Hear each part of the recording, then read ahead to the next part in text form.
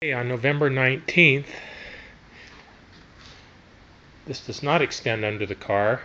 We had a little leak around the bottom of this post. Very small leak right here. Extend very far.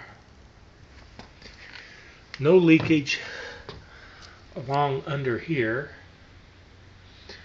There is leakage at the wall, and I suspect right at the very end of this particular gray run, and then that pans out to the left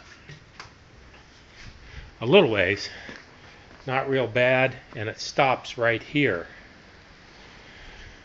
The corner over here had a little bit of backwash.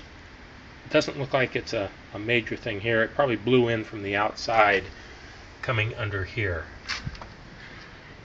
And the last place of note is nothing under the workbench. Nothing in this corner. There's a little bit of wetness. I don't think that's anything to be concerned with. And this little bit probably came in from under the door. And I'm not exactly sure, but that's got to be an outside issue. Thank you.